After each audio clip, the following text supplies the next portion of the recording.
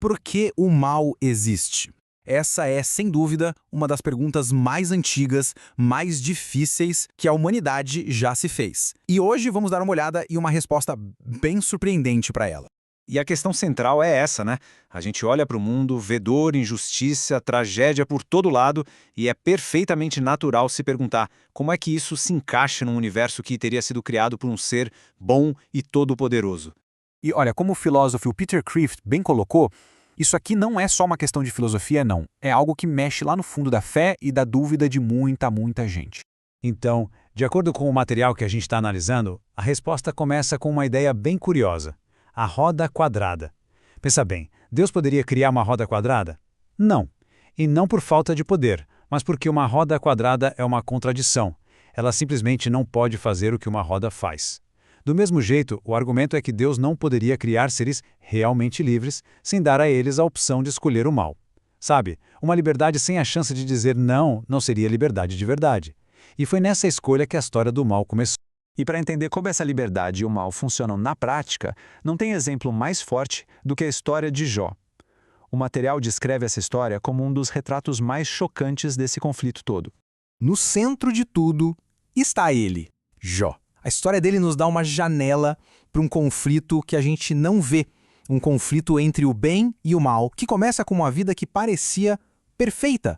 Olha só a situação. Jó é descrito como um cara íntegro, abençoado com uma família enorme, riquíssimo e, mais importante, vivia uma vida correta. Basicamente, ele tinha tudo que alguém poderia sonhar. E aí, de uma hora para outra, essa vida de comercial de margarina simplesmente desmorona.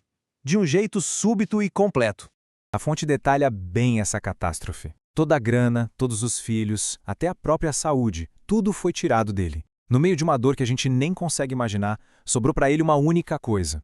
E é aqui que a história fica realmente profunda. Mesmo sem entender nada do que estava acontecendo, no meio da ruína total, Jó solta essa declaração de confiança. Mas, por que tudo isso aconteceu? Para entender, a gente precisa ir para os bastidores.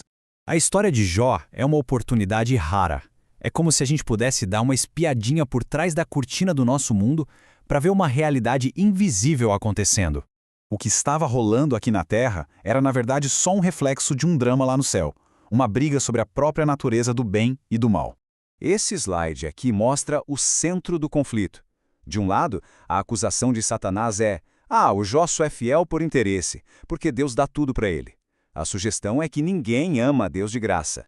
E do outro lado, a gente vê a confiança total de Deus no caráter do Jó, permitindo que essa fé seja testada. Isso leva a gente para uma questão fundamental sobre a natureza desse conflito. E olha, não é o que parece ser à primeira vista. É uma pergunta super lógica, né? Se Deus tem todo o poder do universo, por que ele simplesmente não acaba com o mal e encerra essa discussão de uma vez por todas? E aqui está o ponto principal. A fonte defende que isso não é uma queda de braço, uma luta de força bruta. É uma batalha de ideias. Uma disputa sobre o caráter de Deus. Satanás espalhou a mentira de que Deus é um tirano, egoísta e injusto. Pensa bem, se Deus simplesmente esmagasse o acusador dele com força, isso não provaria que a acusação era falsa. Pelo contrário, poderia até parecer que confirmava.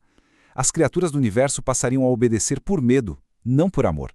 Para derrotar uma mentira de vez, é preciso mostrar a verdade de um jeito que ninguém possa contestar. E essa demonstração da verdade leva a gente para a resolução do conflito e, claro, para a esperança que ela oferece para todos nós. Então, como é que Deus demonstrou a verdade? A fonte aponta para um único evento como a resposta definitiva para todas as acusações sobre o seu caráter: a cruz de Cristo.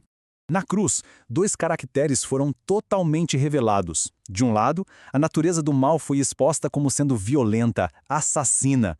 Do outro, o caráter de Deus se revelou como sendo altruísta, justo e misericordioso. Ali, Satanás foi desmascarado e a verdade sobre Deus brilhou com força total.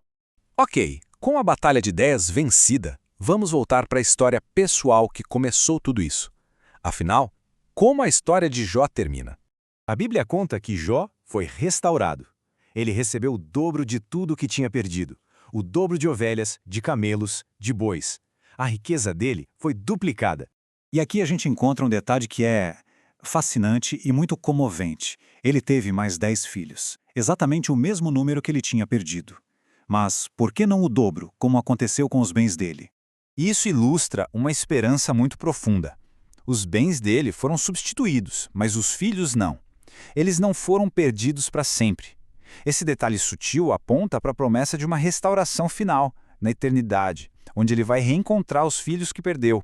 Ou seja, a morte não é o fim. A história de Jó, quando a gente olha por essa lente do conflito cósmico, não apaga a dor, mas dá um novo significado a ela. Sugere que, mesmo no sofrimento, pode existir um propósito maior e uma esperança de restauração. E a questão final que fica é: como é que essa perspectiva pode ajudar alguém a encontrar esperança no meio das próprias dificuldades?